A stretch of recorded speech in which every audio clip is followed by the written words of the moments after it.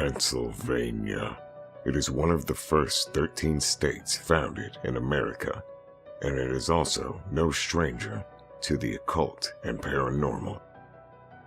From facilities built on torture and sorrow, all the way to the lands of the bloodiest battle that has ever taken place in America, these are the 5 most haunted places in Pennsylvania.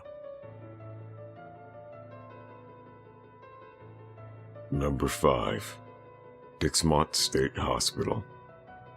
Located northwest of Pittsburgh, Pennsylvania, Dixmont State Hospital was once an immaculate hospital for the mentally unwell.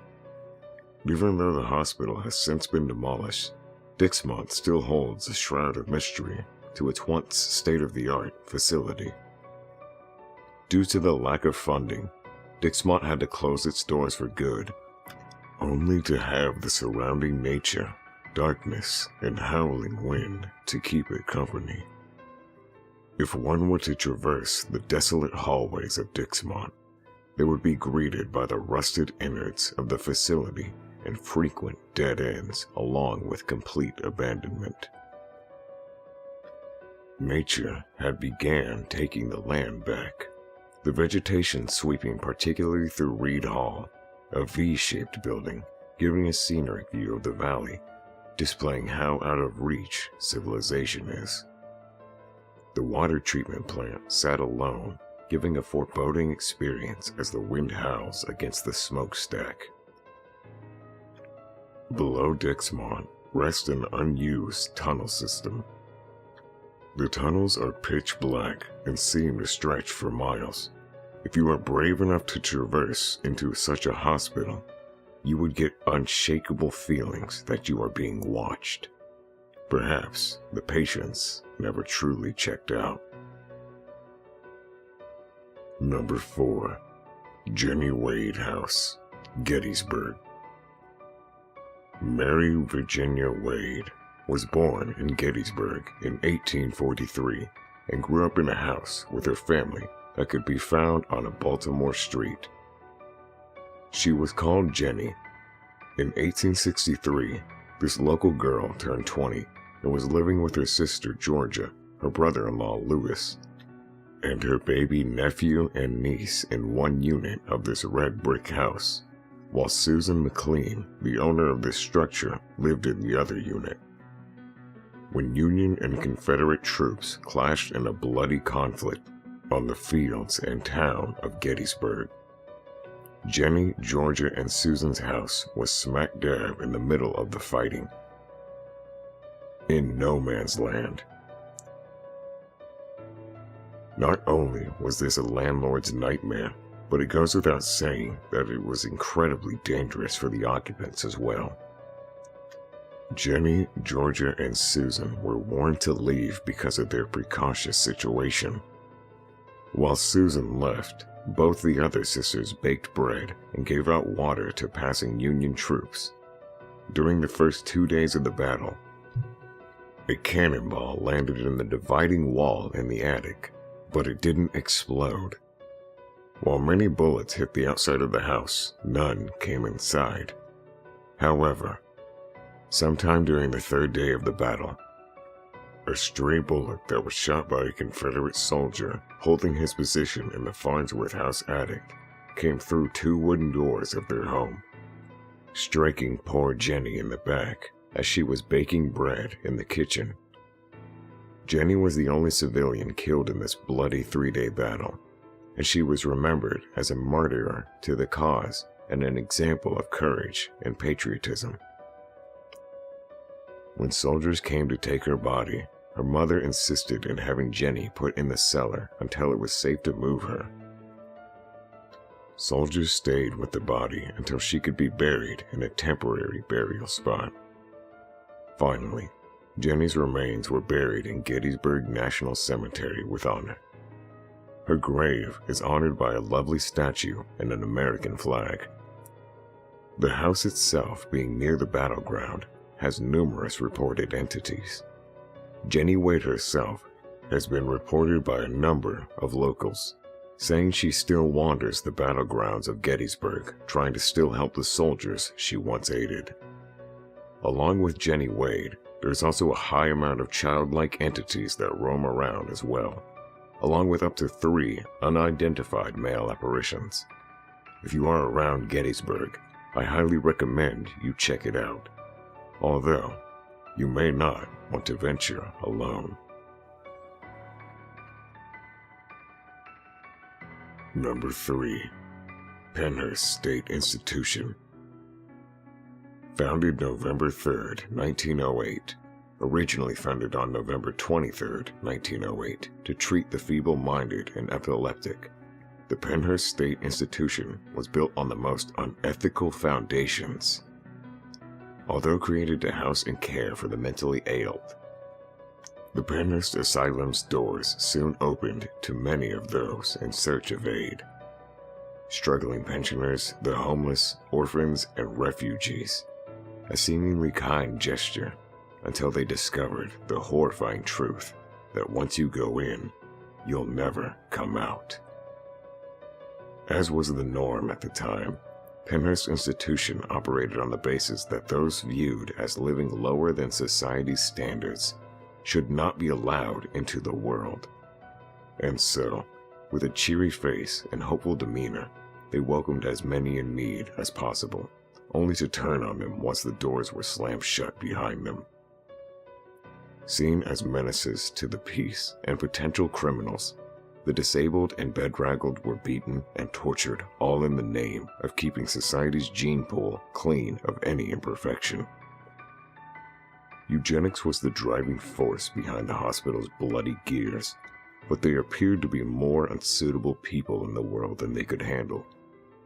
Overcrowding led to their inability to hide their horrific means, leading to an inquest which eventually shut down the institute by 1987. Although empty and refurbished, the Pennhurst State Institution still echoes with the memories and atrocities of the past. The screaming of the tortured souls corralled through the claustrophobic halls can never be cured. Number 2.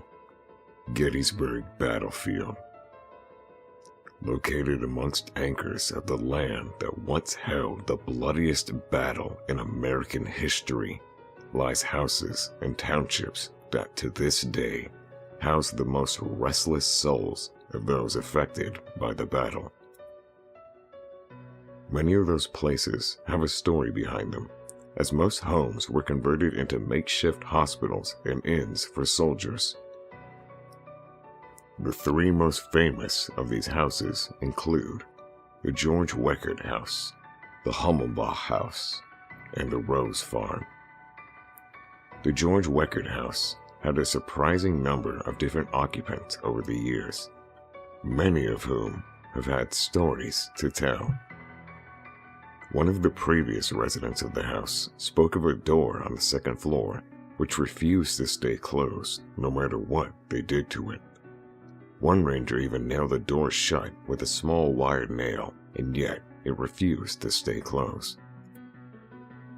Possibly connected to this, other tenants reported the sound of footsteps pacing back and forth in the attic. They would hear the heavy tread across the area above their heads, and then cross back, as if somebody were worried or in deep thought. Needless to say, they would go up to the attic and check for an intruder. They would find the area to be deserted.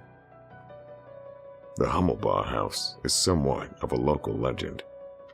It is said that the cries of Confederate Brigadier General William Barksdale can still be heard on certain nights. Barksdale was wounded while leading on a charge on Seminary Ridge, and was brought to the Hummelbach House. According to an officer from the 148th Pennsylvania Volunteers, Barksdale was last seen lying in front of the house, and a young boy was giving him water with a spoon. The general continued to call for water, as though the boy did not exist, calling over and over again. In the years since, the legends say the sound of Barksdale's voice can still be heard. And lastly, the Rose Farm. During the battle, the house was used as a field hospital and burial ground. Hundreds of Confederate and Federal soldiers were buried in rows all around the house and property. They would later be exhumed in November 1863. Although the claiming of the bodies and the reburials would continue on for years afterwards. According to a local doctor named Dr. J.W.C. O'Neill, and reported by author Mark Nisbet, one of the daughters on the Rose Farm actually went insane during this process, having lived through both the battle and its aftermath. Allegedly, she was reported to have seen blood actually flowing from the walls of the house. Number 1. Eastern State Penitentiary. Many people believe that Eastern State Penitentiary is haunted. As early as the 1940s, inmates and officers reported mysterious visions and eerie experiences in the ancient prison. And the ghost sightings have only increased since Eastern State was abandoned in 1971. With the growing interest in paranormal investigation, Eastern State Penitentiary may now be the most carefully studied building in the United States. Dozens of teams visit to explore the site each year. Notorious criminals such as Al Capone and bank robber Willie Sutton were held inside its innovative wagon wheel design. James Bruno and several male relatives were incarcerated here between 1936 and 1948 for the alleged murders in the Kellers Massacre of 1934, before they were pardoned. At its completion, the building was the largest and most expensive public structure ever erected and quickly became a model for more than 300 prisons worldwide. Originally, inmates were housed in cells that could only be accessed by entering through a small exercise yard attached to the back of the prison. Only a small portal, just large enough to pass meals, opened onto the cell blocks. This design proved impractical, and in the middle of construction, cells were constructed that allowed prisoners to enter and leave the cell blocks through metal doors that were covered by a heavy wooden door to filter out noise. The halls were designed to have the feel of a church. Some believe that the doors were small so prisoners would have a harder time getting out, minimizing an attack on a security guard.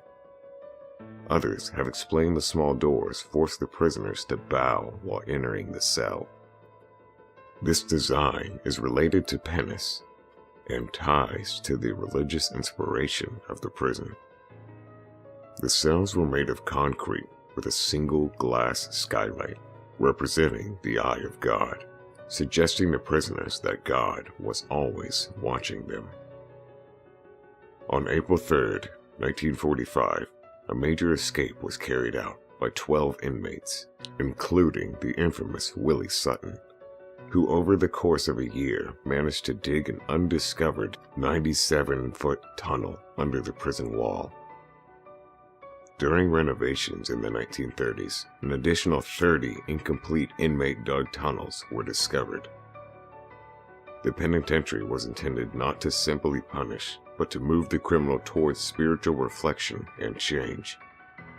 While some have argued that the Pennsylvania system was Quaker-inspired, there is little evidence to support this.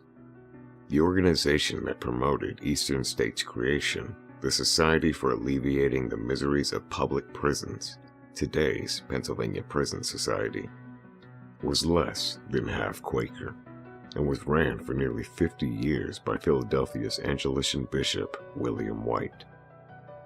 Proponents of the system believe strongly that the criminals, exposed, in silence, to thoughts of their behavior and the ugliness of their crimes, would be genuinely penitent. In reality, The guards and counselors of the facility designed a variety of physical and psychological torture regimens for the various infractions, including dousing prisoners in freezing water outside during winter months, chaining their tongues to their wrist in a fashion such that struggling against the chains could cause the tongue to tear, strapping prisoners into chairs with tight leather restraints for days on end, and putting the worst behaved prisoners into a pit called the Hole, an underground cell block dug under cell block 14, where there would have been no light, no human contact, and little food for as long as 2 weeks. As of today, Eastern State Penitentiary stands as a landmark, a famous haunted tourist attraction from across the globe. Reports from all over the world have confirmed our worst suspicions. Piling up by the weeks, more and more reports of restless and tortured souls wandering the penitentiary aimlessly have still not been put to rest, and most of them may never find it.